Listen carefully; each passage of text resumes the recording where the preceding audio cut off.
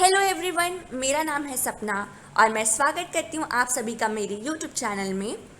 आज हम 12th class के बायोलॉजी का एक चैप्टर जो ह्यूमन हेल्थ एंड डिजीज़ है उनके मल्टीपल चॉइस क्वेश्चंस देखेंगे।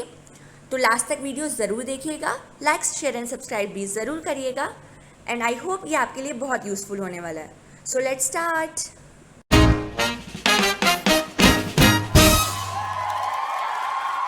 स्टार्ट करते हैं। First question on your screen, disease causing organisms are called. जो डिजीज कॉजिंग ऑर्गेनिजम्स है उन्हें क्या बोला जाता है? Options are A plasmid, B prion, C pathogen and D none.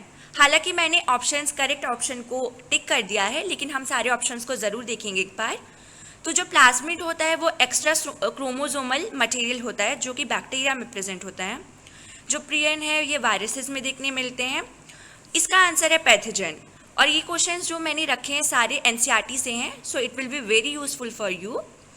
तो answer is pathogen. Disease causing organisms are called pathogen. Next question, malaria is caused by. जो malaria है वो कॉज्ड होता है किसके द्वारा? Option A protozoa, B virus, C bacteria, D fungus. इसका correct answer है प्रोटोजोआ। तो मलेरिया जो होता है एक प्रोटोजोअन डिजीज है। So moving to next question, among non infectious disease which is major cause of the death. तो जो हम जान लेते हैं कि नॉन इन्फेक्शियस डिजीज क्या है। नॉन इन्फेक्शियस डिजीज को नॉन कम्युनिकेबल डिजीज भी कहा जाता है और ये डिजीज़ पैथोजन के द्वारा नहीं स्प्रेड होता है, रेदर ये इन्वायरमेंटल फैक्टर्स, जेनेटिक फैक्टर्स के वजह से डेवलप होता है and it does not transfer from the one person to another. So इसका आंसर है कैंसर। कैंसर एक नॉन इन्फेक्शियस डिजीज़ है जो कि आज की डेट पर मेजर कॉज ऑफ डेथ बना हुआ है। So moving to the next question, question number 4। So the question is, which of the following causes elephantiasis या जिसे फिलियरियासिस भी कहा जाता है? So the correct answer is option B, worm वाउचेरेरिया। वाउचेरेरिया एक वर्म है जिसे फिलेरियल वर्म भी कहा जाता है। ये ह्यूमन के लोअर पोर्शन और जेनाइटल पोर्शन को इन्फेक्ट करते हैं और वहाँ क्रोनिक इन्फ्लामेशन देखने को मिलता है। जेनाइटल ऑर्गन्स में डिफॉर्मिटीज़ देखने को मिलता है और ये स्प्रेड होता है। इसका जो वेक्टर है वो है फीमेल मॉस्किटो क्यूलेक्स। तो बाकी ऑप्शंस को एक बार देखते हैं। जो फंगस, फर्स्ट ऑप्शन है फंगस माइक्रोस्पोरम, ये रिंग वर्म कॉज करता है। राउंड वर्म एस्कैरियस, ये एस्कैरियसिस फॉर्म कॉज करता है इन ह्यूमंस। और next is bacteria Salmonella, it causes typhoid fever in humans. So moving to the next question now. Which of the following is or are not example of innate immunity? इनमें से कौन example innate immunity का नहीं है? तो ये हमेशा आप लोग क्वेश्चन रहे तो मार्क कर लिया कीजिए कि नॉट बोल रहा है या इज बोल रहा है। सो you should always underline the question, highlight the important point in the question, so it will make answering more easy. तो पहले जानते हैं कि innate इम्यूनिटी है क्या। इनेट इम्यूनिटी, जिसे कॉन्जेनाइटल इम्यूनिटी भी कहा जाता है, ये एनिमल्स में बाय बर्थ प्रेजेंट होते हैं और इसे first line of defence of the body भी कहा जाता है। ये सेवरल तरीके के होते हैं। तो हम ऑप्शंस एक बार देखते हैं। ए स्किन, स्किन जो फिजिकल बैरियर है, हाँ ये इनेट इम्यूनिटी का एग्जाम्पल है। बी फीवर, ये भी इनेट इम्यूनिटी का एग्जाम्पल है, फिजियोलॉजिकल बैरियर जिसे बोलते हैं। सी इज मैक्रोफेजेस, जिसे सेल्यूलर बैरियर भी कहा जाता है। ये जो वायरसेस या जो भी बैक्टीरिया उनको एनगल्फ करके उन्हें डिस्ट्रॉय करते हैं। और जो डी है वैक्सीन, इसका आंसर है वैक्सीन। जो वैक्सीन होता है वो इनेट इम्यूनिटी नहीं है। An example of acquired immunity, ये वो इम्यूनिटी होते हैं जो एक इंडिविजुअल अपने लाइफ टाइम के दौरान एक्वायर करता है, जो बाय बर्थ प्रेजेंट नहीं होते हैं। तो एक्वायर्ड इम्यूनिटी जो होते हैं वह स्पेसिफिक टाइप की इम्यूनिटी होती है। ये भी दो तरीके के होते हैं, एक्टिव और पैसिव। तो जो वैक्सीन्स होते हैं वो एग्जाम्पल होता है एक्टिव एक्वायर्ड इम्यूनिटी का। So the answer is D option. Which of the following is not innate immunity? It is vaccine. Other options are example of innate immunity. So moving to the next question, question number 6. AIDS was first reported in year. जो AIDS था वो किस year में first time report हुआ था? It was reported in 1981. Option C 1981. AIDS था वो first time United States में रिपोर्ट किया गया था in year 1981. So you should remember this year. So now next question. An antibody is represented as. Question is asking कि हम किस फॉर्मूले से एंटीबॉडी को प्रेजेंट करते हैं. तो मैं इसको एक डायग्राम के थ्रू आपको एक्सप्लेन करूंगी तो आपको एक अच्छे से समझ में आ जाएगा. ये एक एंटीबॉडी मॉलिक्यूल का डायग्राम है या स्ट्रक्चर है. इसमें ये जो छोटे वाले पोर्शन है ये इसके लाइट चेन कहा जाता है. ये दोनों तरफ जो है ये लाइट चेन है और ये जो लंबा वाला पोर्शन है ये हैवी चेन है. तो क्या होता है यहाँ पास ये इस पोर्शन में एंटीजन बाइंड करते हैं. दोनों तरफ इस तरफ एंटीजन बाइंड करते हैं. तो इसका फॉर्मूला बनता है H2L2 क्योंकि दो इसे हैवी चेन कहा गया है, इसे लाइट चेन कहा गया है.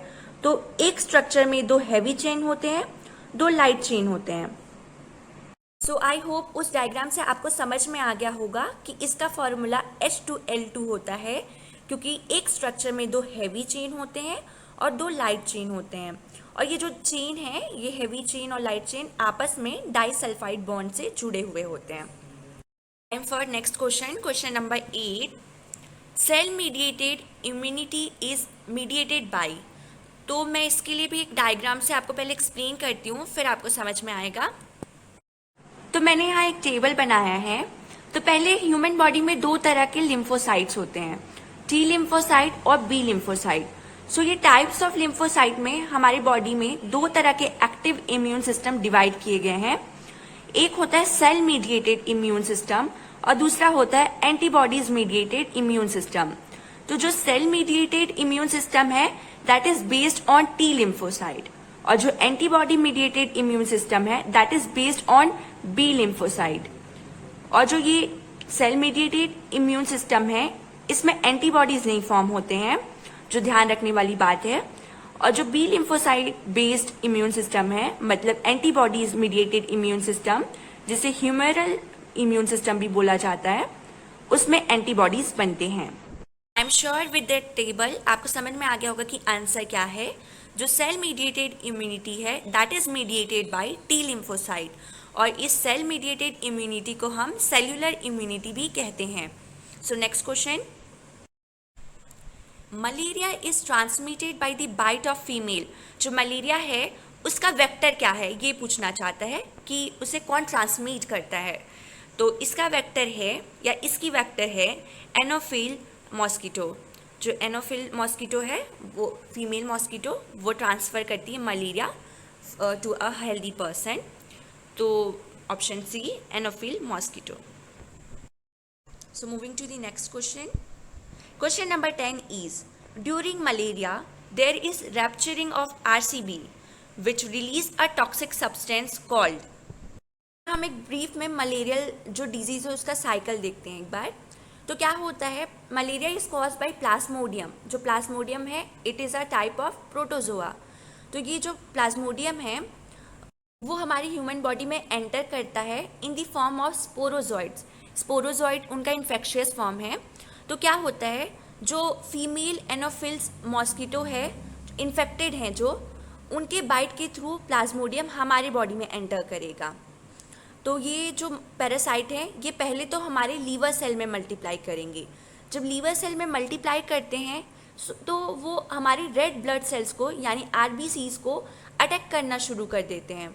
तो जब आरबीसीज अटैक होते हैं तो वो रप्चर होते हैं और रप्चर होने पर एक टॉक्सिक सब्सटेंस रिलीज होता है जिसे हम हीमोजोइन बोलते हैं. और यही सब्सटेंस रिस्पॉन्सिबल होता है for the chilling and high fever for 2 and 3-4 days in malarial disease. और so answer is option D hemozoin. बाकी ऑप्शन एक बार देखते हैं. तो ऑप्शन ए माइकोटॉक्सिन, ये फंजाई के द्वारा रिलीज होता है. जो मोल्ड वाले फंजाई होते हैं उनके द्वारा। बी है विनाइल क्लोराइड, ये तो ऑर्गेनो क्लोराइड होते हैं, तो ये ऑप्शन नहीं हो सकता। और ऑप्शन सी है अल्फा टॉक्सिन, ये भी फंजाई द्वारा रिलीज होता है in some crops like peanut, corn, maize, इनमें। So moving to the next question, one of the most infectious human disease cause by rhinovirus. तो एक बार हम ऑप्शंस देखते हैं सारे। Option A is common cold, B is chikungunya, C is mumps and D is swine flu. तो ये option में सारे में एक चीज़ कॉमन है कि ये सारे वायरल डिजीज़ हैं, लेकिन हमसे यहाँ क्या पूछा है कि पहले तो ये मोस्ट इन्फेक्शियस डिजीज़ होने चाहिए और it should be cause by rhinovirus. तो इसका आंसर है ऑप्शन ए कॉमन कोल्ड। जो कॉमन कोल्ड है वो बहुत ही इन्फेक्शियस है और साथ ही साथ ये राइनोवायरस द्वारा कॉज होता है। इसमें क्या होता है, जो नोज़ है और रेस्पिरेटरी पैसेज है वो इन्फेक्ट होता है, लंग्स इन्फेक्ट नहीं होते हैं। और जो चिकनगुनिया, मम्स, स्वाइन फ्लू ये भी वायरल डिजीज़ ही है, but this are not most infectious and this are not cause by rhinovirus. For example जो चिकनगुनिया है it is cause by toga virus, और जो स्वाइन फ्लू है it is cause by H1N1 virus. So the answer is common cold. So moving to the next question, the next question is which of the following is bacterial disease. इनमें से bacterial disease कौन सा है? Options are A influenza, B ringworm, C tetanus and D rabies. जो influenza है it is a viral disease cause by orthomyxo virus. जो ringworm है it is fungal disease as we all know. Tetanus is the correct answer. Tetanus is a bacterial disease caused by Clostridium tetani and the option D is rabies। जो rabies है वो भी एक viral disease है, so answer is tetanus. So question number 13 on your screen, virus infected cell secretes protein called। So let's look at the options. Options are A glycoprotein, B interferon, C both and D none of the above mentioned। इसका answer है interferon. क्या होता है, जब कोई भी virus हमारे body को इन्फेक्ट करता है तो जो भी इन्फेक्ट हो जाते हैं सेल्स, वो सेल एक एंटीवायरल प्रोटीन प्रोड्यूस करते हैं जिनको हम इंटरफेरॉन बोल रहे हैं। और ये जो एंटीवायरल प्रोटीन्स है ये जो आसपास के अनइन्फेक्टेड सेल हैं उनको मैसेज देते हैं कि बॉडी में इन्फेक्शन, वायरल इन्फेक्शंस आ गया है। तो इस तरह से हम क्या करते हैं, जो इंटरफेरॉन्स हैं वो इन्फेक्शन ऑफ वायरस को कंट्रोल कर लेते हैं and it is a type of physiological barrier है ये, और it will come under the innate immunity. Innate immunity मैंने बताया है, the immunity that is present by the birth. So I am hoping कि आप लोगों को यहाँ तक अच्छे से समझ में आ गया होगा। If you have any kind of doubt you can ask me in the comment session and please channel को सब्सक्राइब ज़रूर करिएगा, लाइक शेयर भी करिएगा। So moving to the next question, IgA, IgE, IgM and IgG are examples of। These are the examples of antibodies found in our body, in human body। ये antibodies हैं जो human body में present होते हैं और different function perform करते हैं।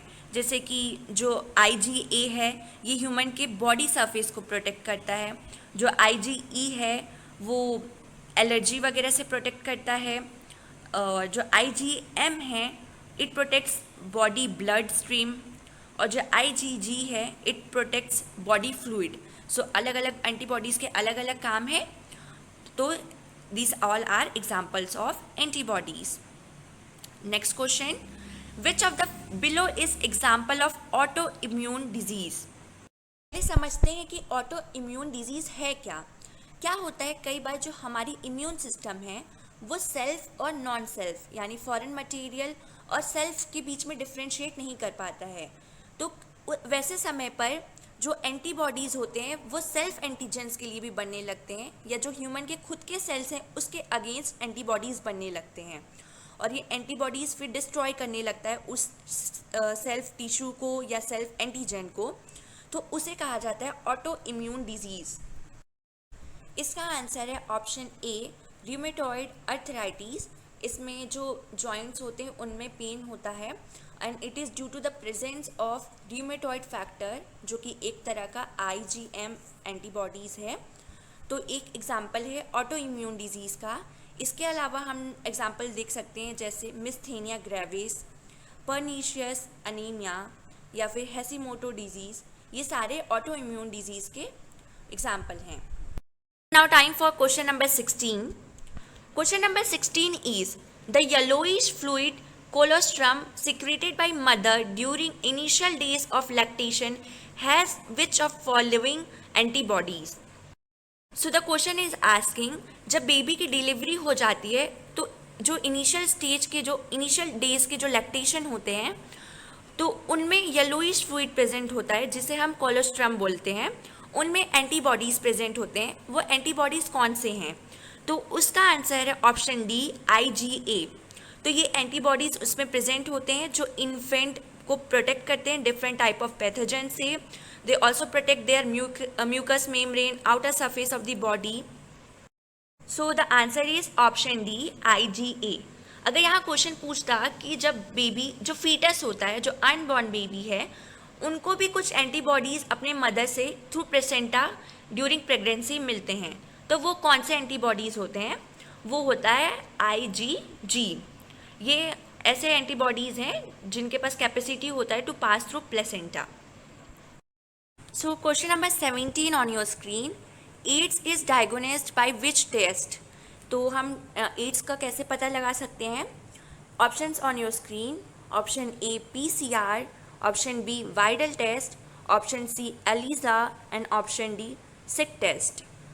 Answer है ऑप्शन सी एलिजा, जिसका फुल फॉर्म होता है enzyme linked immunosorbent assay test. इसमें यूजुअली क्या किया जाता है, जो प्रोटीन्स, एंटीबॉडीज़ या एंटीजेंस है उसको डायग्नोस किया जाता है या उनको डिटेक्ट किया जाता है with the help of enzymes like alkaline phosphatase या पेरोक्सीडेज। और टेस्ट है एलिजा, इसका यूज़ हम wide range of pathogen, disorder, hormones के डिटेक्शन के लिए कर सकते हैं।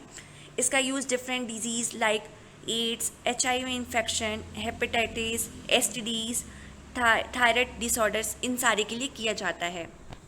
एक बार बाकी ऑप्शंस भी देख लेते हैं। Option A is PCR, polymerase chain reaction, ये इसका आंसर नहीं है।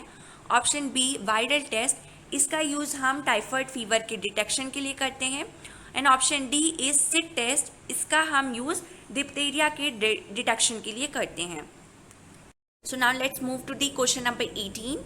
Question number 18 asking that any agent causing cancer are termed as, कोई भी एजेंट जिनके वजह से कैंसर हो उन्हें टर्म दिया गया है carcinogens. So the answer is option B, carcinogens.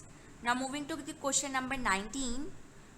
Question number 19 is asking cannabinoids are obtained from which of the following plants? इसका करेक्ट आंसर है ऑप्शन बी, कैनाबिस सटाइवा। ये वो प्लांट है जिससे हमें कैनाबिनॉइड ड्रग मिलता है। So now next question, question number 20. LSD is obtained from the fruit और बॉडी ऑफ। इसका करेक्ट आंसर है ऑप्शन ए, फंगस। हमें फंगस से ये ऑब्टेन होता है, उनकी फ्रूटिंग बॉडी से ये मिलता है। So moving to the next question, types of lymphocytes. मैंने एक क्वेश्चन के लिए पहले एक टेबल बताया जिसमें मैंने बताया था कि टाइप्स ऑफ लिम्फोसाइट दो तरीके के होते हैं, lymphocyte B and lymphocyte T. तो इसका करेक्ट आंसर है option C, lymphocyte B and T. This are the types of lymphocytes. Now question number 22. Entamoeba histolytica protozoa causes disease in large intestine of human known as. एक protozoa है जिसका नाम है Entamoeba histolytica. वो humans के large intestine को infect करता है, वहाँ डिजीज़ कॉज करता है, उस डिजीज़ का नाम है, इसका करेक्ट आंसर है option A, amoebiasis. I hope आप लोगों को यहाँ तक समझ में आ गया होगा। So moving to question number 23. DPT provide immunity against. DPT एक वैक्सीन है जो कि 3 डिजीज़ के नाम के इनिशियल्स को लेके बना है। D stands for diphtheria, P for pertussis and T for tetanus. जो ये DPT वैक्सीन है, it provides immunity against diphtheria, whooping cough जिसको पर्टुसिस भी बोलते हैं, एंड टेटनस। तो ये आंसर होगा ऑल ऑफ द अबव। ये सारे बैक्टीरियल डिजीज़ हैं और ये वैक्सीन इन सारी डिजीज़ के अगेंस्ट इम्यूनिटी हमको प्रोवाइड करता है। So now question number 24। Plasmodium enters in human body as. जो प्लाज्मोडियम एक प्रोटोजोआ है जो मलेरिया डिजीज कॉज करता है इन ह्यूमंस, वो हमारे बॉडी में किस फॉर्म में एंटर करता है। तो मैंने आपको एक साइकिल बताया था जिसमें बताया था कि ये स्पोरोजॉइड्स जो इन्फेक्शियस फॉर्म में, उस फॉर्म में हमारे बॉडी में एंटर करते हैं। पहले लीवर सेल में बहुत सारे मल्टीप्लाई करेंगे, आरबीसी को रप्चर करेंगे और एक chemical, toxic chemical substance release करेंगे जो कि है हीमोजोइन।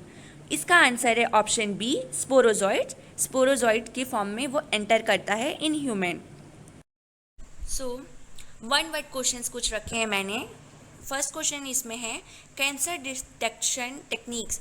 हम कैंसर को कैसे डिटेक्ट कर सकते हैं, उसके क्या क्या टेक्निक्स हैं।